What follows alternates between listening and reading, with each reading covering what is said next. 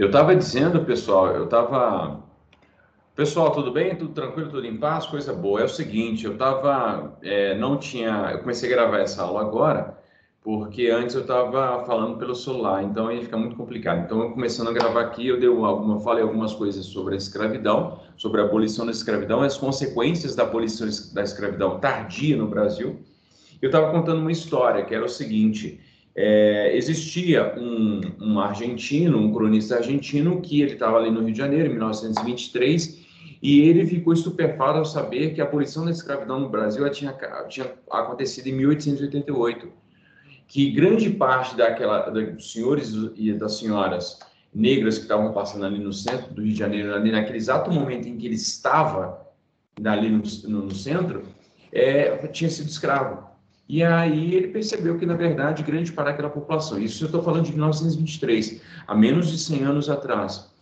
E eu disse para vocês que não era muito raro, não era comum, mas não era raro, totalmente impossível, você ouvir histórias de pessoas que tinham sido escravizadas, e que ainda estavam vivos. Quando eu nasci, quando eu era criança, a gente ouvia ainda, né? De pessoas já centenárias, que haviam sido escravizados.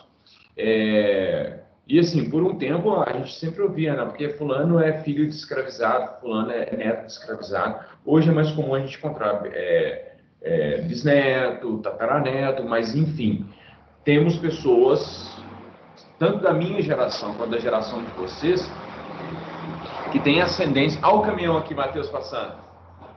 Aí, ó. Viu? O caminhão não falhou. Mas, enfim, nós temos aí entre nós pessoas que tiveram os seus antepassados, e é possível mapear isso, então, no final das contas. Enfim,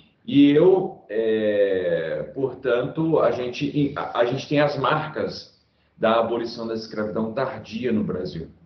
Tanto para constatar as pessoas, que fulano é bisneto, tataraneto, seja lá o que for, mas como também no impacto na sociedade, que é um impacto extremamente nefasto, porque essa população não foi jogada à própria sorte. Essa população foi jogada aí para assim, se vira nos 30 aí, faz o que vocês quiserem. Não, tudo bem, mas a gente não vai ter escola, a gente não vai ter um programa de habitação, não vai ter emprego de salário, não, vocês ficam aí. Então, deliberadamente, a sociedade e o Estado brasileiro atuam para marginalizar essa galera. Agora, você não marginaliza milhões de pessoas sem consequências para as futuras gerações. Isso é matemática, sabe? Você não vai, se você não criar nenhuma forma de integração, porque, por exemplo, o Edmar, tudo bem, mas os italianos, quando vieram para cá, também não tiveram nenhum programa. Tiveram sim. Inclusive o programa de colonato, que era o seguinte: em determinado momento, essa galera que sofreu bastante, que trabalhou muito para se colocar no mundo, eles tiveram acesso à terra, por exemplo, o que era uma coisa improvável para os negros, para os ex-escravizados. E aí essa galera não foi integrada à sociedade, e aí ficaram à margem, então seus descendentes também. E no final das contas, a gente tem aí sei lá, 100 anos depois, 100 e poucos anos depois, grande parte dos descendentes desses ex-escravizados vivem em condições precárias até hoje, né? Então, é só ver os índices sociais do Brasil aí, você vai perceber isso. Bem, então, para finalizar esse assunto da questão da escravidão, a gente tem na história, nós temos mudanças e permanências. A abolição da escravidão, ela foi revolucionária, no sentido de que ela acabou. A partir daquele momento não tinha mais escravidão. Mas, ao mesmo tempo, na prática, seja por causa da localização remota de muitas fazendas, muitas pessoas continuaram escravizadas. Seja pela falta justamente seguinte: o fazendeiro chega para os ex-escravizados e fala assim: tudo bem, agora você é livre, mas se você quiser pode continuar aqui na fazenda. Então muitos ex-escravizados continuam trabalhando em fazendas. Só que o senhor, que antes, dependendo do senhor, né, se ele fosse cruel, ele continuaria sendo cruel. E aí a quantidade de ex-escravizados que entram na justiça porque foram vilipendiados, porque tomaram surra, porque apanharam, e aí, porque os senhores continuaram querendo bater nos seus ex-escravizados. Sei lá, o cara ali fazia um delito, alguma coisa, então ele tomava uma chicotada. Enfim, para vocês terem uma ideia, vocês vão estudar isso ano que vem. Aconteceu no Brasil, em 1910, uma revolta chamada Revolta da Chibata. E o que era a chibata? Não, antigamente, a marinha não se chamava marinha, se chamava armada. E os marinheiros, eles não tinham carreira, eles eram recrutados à força. E quem era recrutado à força? Quem estava à toa. Quem estava à toa eram os filhos dos escravizados, ou ex-escravizados. Aí, e aí o que acontece? Esses ex-escravizados não tinham emprego, e aí simplesmente os militares iam até os morros, e aí pegavam essa galera à força. E essa galera trabalhava nos navios em condições péssimas de trabalho. Péssimas.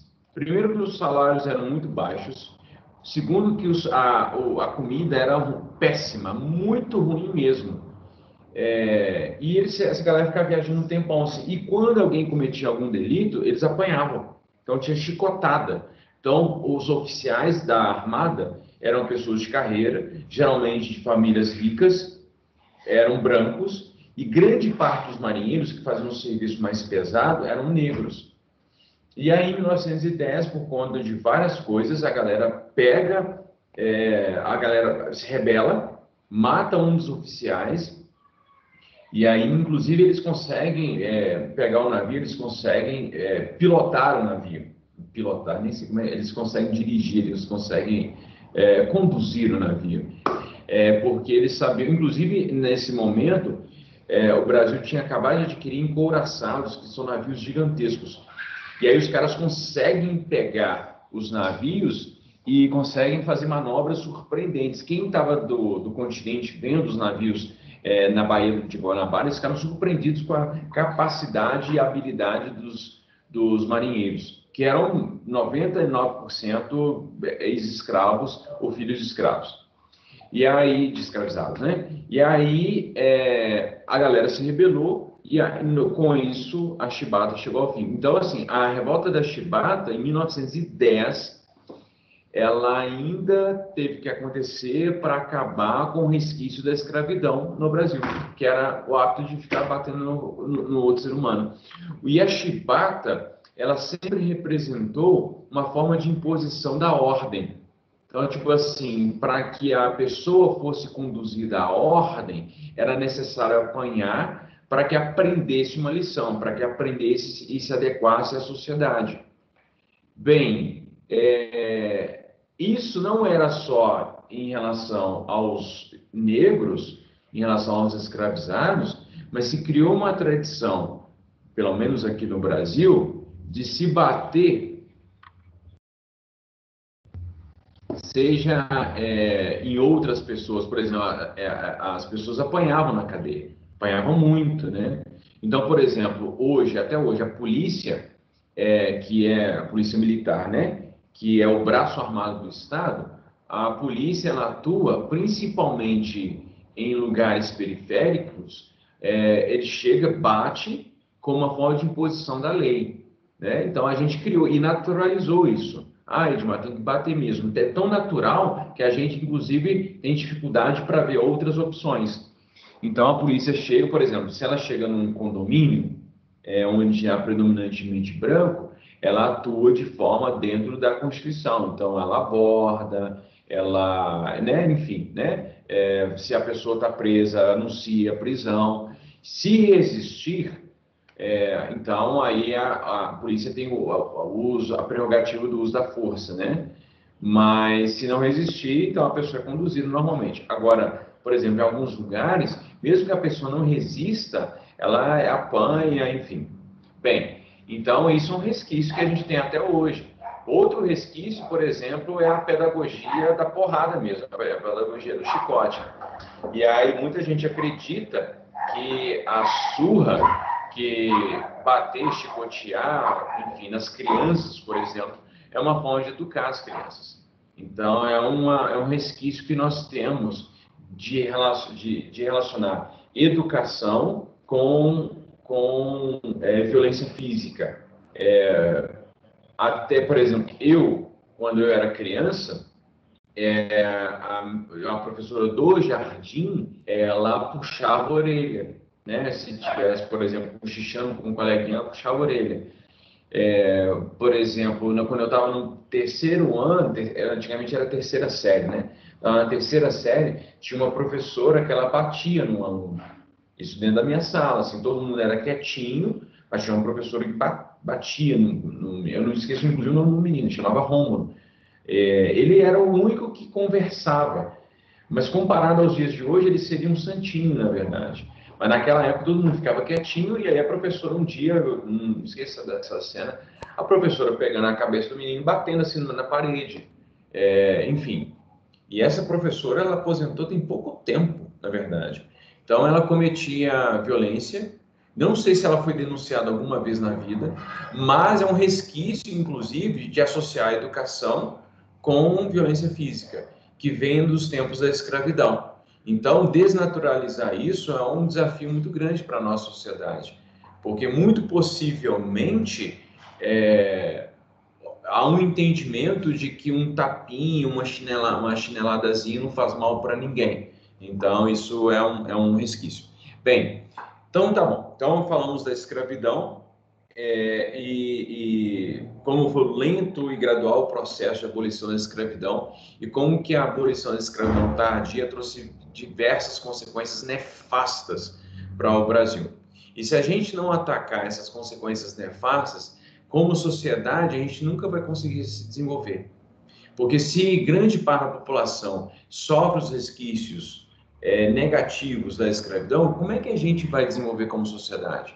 Se mais de 50% da população brasileira é descendente de escravizados, como é que a gente vai conseguir desenvolver como sociedade se a essa população não é dado o mínimo de dignidade? Então, é uma coisa para a gente se pensar. Bem, só o processo da abolição da escravidão, ele tem um episódio muito interessante, que é a questão da Guerra do Paraguai. O Paraguai é um país muito interessante no contexto do século XIX, porque o Paraguai ele já conseguiu a sua independência ali no início do século XIX, como todos os outros países latino-americanos, e quer dizer, da América do Sul, que alguns países conquistaram depois, só no século XX, inclusive. Bem, mas aí o Paraguai já era liberto e o Paraguai ele tinha um desenvolvimento econômico muito interessante. O Paraguai tinha linhas de telégrafo quase em todos, porque o Paraguai é um país pequeno, né? Mas o Paraguai tinha linha de telégrafo em vários cantos, o Paraguai tinha um desenvolvimento, um comércio muito ativo, enfim. Por muito tempo se acreditou que o Paraguai incomodava a Grã-Bretanha. O Paraguai estava desenvolvendo, a Grã-Bretanha estava com ciúme, e a Grã-Bretanha resolveu estimular alguns países vizinhos a atacarem o Paraguai. Já sabemos que essa versão não é crível, ela não tem fundamento documental para provar isso. O que se sabe, na verdade, é que... olha, eu nem estou mostrando imagem, deixa eu mostrar a imagem, porque fica mais legal ao invés de vocês ficarem só olhando para minha cara. Deixa eu mostrar a imagem aqui, gente. Eu nem cogitei. Como hoje foi tudo meio atabalhoado, aí acabei não abrindo aqui, porque aí eu coloco uma imagem bonitinha, ao invés de vocês ficarem só olhando para minha cara feia, aí vocês olham para cá, para o meu slide que é mais bonitinho, né? Então, eu estava dizendo que o Paraguai era um país bastante interessante e que, por causa disso, muitas pessoas acreditavam que a Grã-Bretanha, que era a grande vilã do século XIX, estimulou o Brasil, Uruguai e Argentina a atacarem o Paraguai. Isso não é verdade. O que é verdade, na verdade, se não sei lá, não. Sei lá, moço, o que você quer? O que você está me pedindo aqui, moço? Isso. Na verdade, o que é que acontece? é que todos os países, né, naquele momento, naquela região, que é a região do Prata, tinha interesse na região. O Brasil tinha interesses, né, naquela região, o Uruguai tinha, a Argentina tinha e o próprio Paraguai também tinha. Deixa eu pegar uma. Onde que é?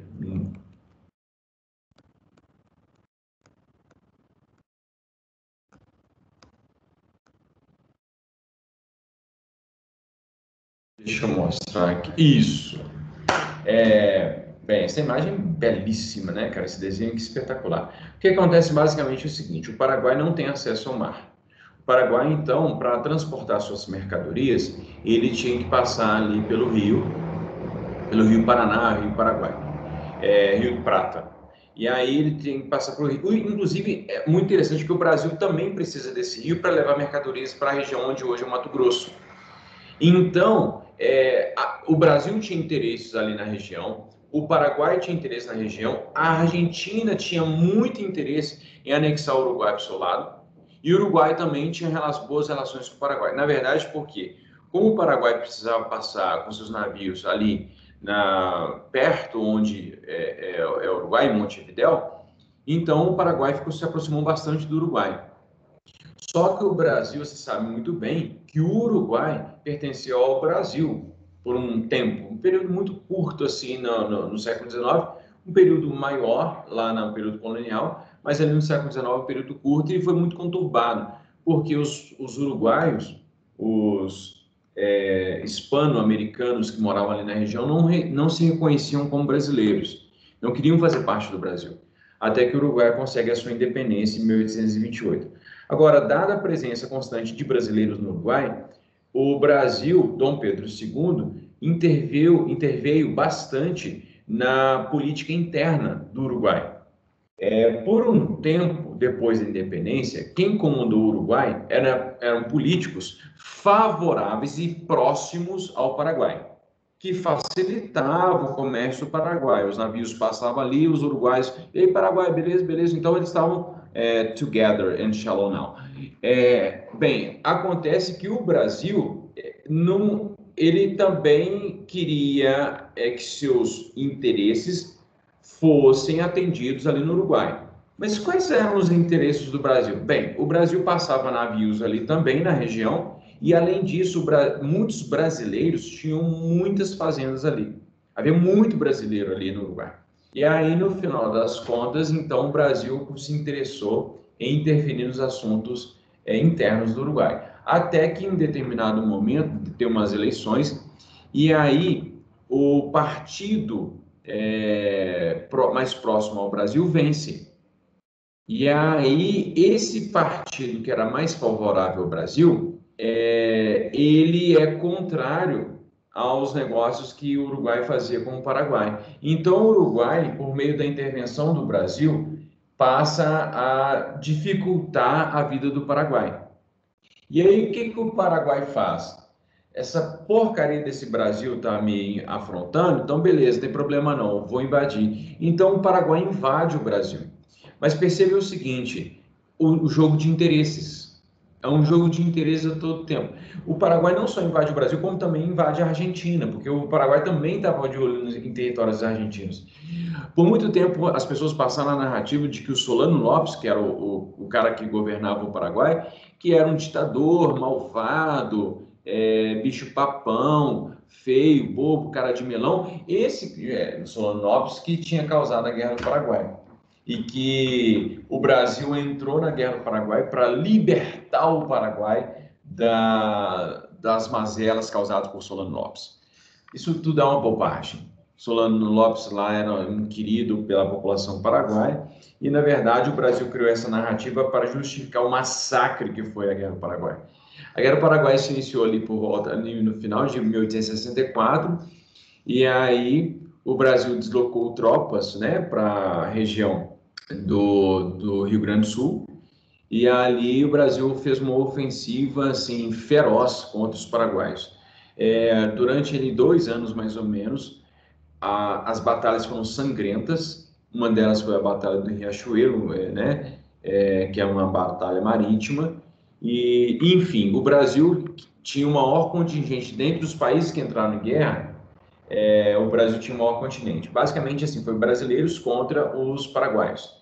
Então, de um lado, tinha a Tríplice Aliança, que era o Brasil, Uruguai e Argentina, contra o Paraguai. E o Paraguai resiste bem, na verdade. Só que chega por volta ali de 1867, a guerra está praticamente acabada. Só que virou uma questão de... Surgiram boatos de que o Solano Lopes estava interessado numa das filhas de Dom Pedro I, desculpa, Dom Pedro II.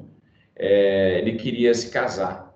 Ele mandou um recado, esse é meio que um boato, mandou um recado para Dom Pedro II que ele queria se casar ou com a dona Leopoldina ou a dona Isabel. A dona Leopoldina era, né, a mãe de Dom Pedro, a mãe de Dom Pedro II se chamava Leopoldina e ele deu o nome da mãe para a filha também. Enfim, aí isso foi meio um boato, mas chegou nos ouvidos de Dom Pedro II, e aí Dom Pedro II fez questão de fazer uma campanha para matar o Solano Lopes. Então, de 67 até 70, 1867 1870, quem vai comandar as tropas será o seu genro, o Condeu, né? O Condeu era casado com a dona Princesa Isabel. E aí, então, ele é enviado para a guerra e aí ele começa uma perseguição para capturar o Solano Lopes. Solano Lopes, no final das contas, ele está isolado, sozinho, junto com o seu filho, e aí eles matam os dois. Eles matam o filho e matam o pai. O filho era um adolescente de, sei lá, 15 anos de idade. E aí eles matam os dois e aí a Guerra do Paraguai acontece. E aí, a gente chama de Guerra do Paraguai, mas os paraguaios chamam a Grande Guerra ou alguma coisa assim. Foi a primeira e única guerra que o Brasil mandou uma grande quantidade de contingente militar para lutar fora do país. Foi, Edmar, não, peraí, não. Na Primeira Guerra o Brasil mandou sim, claro. O Brasil participou da Primeira Guerra lá com um grupo pequeno de soldados que participou da gloriosa Batalha das Toninhas, em que os brasileiros assassinaram um cardume de toninhas, que parece, sei lá, um golfinho, né? E aí mataram na quantidade pensando que era submarino alemão. O Brasil também mandou soldados ali, 30 mil soldados mais ou menos, para a Segunda Guerra. Mas para o Paraguai foi muito mais soldados que foram enviados. Ué, Edmar, então o Brasil tinha um exército organizado? Não, o Brasil não tinha nada de exército organizado. O Brasil tinha ali uma força militar, só que não tinha contingente para entrar numa guerra. O que o Brasil fez? O Dom Pedro II manda um WhatsApp para a galera, falou assim, ó, todo mundo que tem escravo, uma certa quantidade de escravo, vai ter que ter pelo menos 10%, 20%, vai ter que mandar lá para a guerra. E aí depois eu vou te indenizar e quando o soldado voltar, ele vai ser liberto. Então, o Dom Pedro combina isso com a galera e aí as pessoas são recrutadas. E a quantidade de negros, quantidade de escravizados que foi mandado para a Guerra do Paraguai, quando eles chegam lá na Guerra do Paraguai, os paraguaios começam a chamar o Exército do Brasil o Exército de Macacos. De forma racista, preconceituosa, mas os paraguaios começam a chamar os brasileiros de macacos. E a partir de então, no meio tosco dos cidadãos latino-americanos, o Brasil começa a ser apelidado de macaco. Então, por exemplo, até hoje, em alguns jogos, dependendo do clima, dependendo do clima mesmo, entre os jogadores, quer dizer, era muito comum na década de 50, 60, 70, 80, até 90, os argentinos chamaram os brasileiros de macacos. Obviamente que com todas as conquistas e lutas contra o racismo, hoje isso já não é mais aceitável. Então, enfim, inclusive, atualmente está tendo uma polêmica, né, de que o Neymar acusou lá um jogador, se eu não estiver enganado, inclusive ele é espanhol ou argentino, e esse cara teria chamado o Neymar de macaco. Enfim, então criou-se uma tradição a partir da Guerra do Paraguai, entre as pessoas mais toscas aqui da Argentina, do Paraguai, do Uruguai, chamarem os brasileiros de macacos. Enfim, né? Mas os brasileiros foram lá, esses escravizados lutaram, até que no final das contas o Brasil vence a guerra, né? Quase 90% da população masculina paraguaia é morta, sobra criança, velho, doente, as mulheres, que também é uma grande quantidade, também morreu. O Paraguai foi basicamente destruído completamente, quase completamente destruído. E aí vai ser extremamente traumática essa guerra para o Paraguai, né? Que o Paraguai vai sair dessa guerra muito mal. Enfim, no final das contas, os brasileiros vencem e voltam para o Brasil. E aí o que acontece? Aí a galera, beleza, né? Vamos profissionalizar o exército e melhorar aqui a situação. Tá, não foi isso que aconteceu. Os salários dos soldados, dos oficiais, continuaram baixos e muitos negros não foram alforriados. Então, isso criou um grande sentimento de traição. Os militares se sentiram traídos. Então, Pedro havia feito promessas e não cumpriu as promessas. E por não ter cumprido, no final das contas, esses militares vão começar a ficar contra Dom Pedro. E esses militares serão os principais protagonistas da queda da monarquia. Os militares, inclusive um amigo pessoal de Dom Pedro II, o primeiro presidente da República no Brasil, foi o Marechal Deodoro da Fonseca. O Marechal Deodoro da Fonseca era monarquista. Entendeu? Entendeu como é que é o negócio? O cara que liderou a proclamação da República, vírgula, golpe militar, vírgula, era monarquista. Não, o Brasil precisa ser o principal objeto de estudos da NASA, porque se a gente conta isso para as pessoas, nem os próprios brasileiros conseguem acreditar. Como que o primeiro presidente da República, aquele cara que fez a proclamação da República, era, na verdade, monarquista. Enfim, mas o Marechal Deodoro da Fonseca vai ser o cara que vai liderar o golpe militar para derrubar Dom Pedro II. E Dom Pedro II, ali nos dias 14 e 15 de novembro de 1889, ele está lá em Petrópolis, lá tomando a sua cervejinha, e aí o pessoal fala assim para ele, Dom Pedro, derrubaram lá o Visconde de Ouro Preto. O Visconde de Ouro Preto era o primeiro-ministro dele. Preocupa com isso não, isso não vai dar problema nenhum não. Aí anunciam para Dom Pedro que havia derrubado o Visconde de Ouro Preto e que era preciso nomear outro. E aí os militares percebem que o Marechal Deodoro da Fonseca, inclusive, ele estava passando mal, ele estava acamado. E aí, enfim, ele vai acontecer alguma coisa. O Marechal não queria proclamar a República, ele queria apenas derrubar o gabinete do primeiro-ministro. Só que entre a manhã de 15 de novembro e a tarde de 15 de novembro, os militares armaram um golpe dentro do golpe para forçar o Marechal Deodoro da Fonseca a anunciar a queda da monarquia. E aí, o que fizeram? O que os militares disseram para Marechal Deodoro da Fonseca se convencer de derrubar a monarquia? É isso que nós veremos amanhã na aula da manhã ou da semana que vem. Tá bom? Gente, um grande abraço para vocês. Até amanhã. Fiquem saudáveis aí, fiquem bem. Estudem, façam as atividades.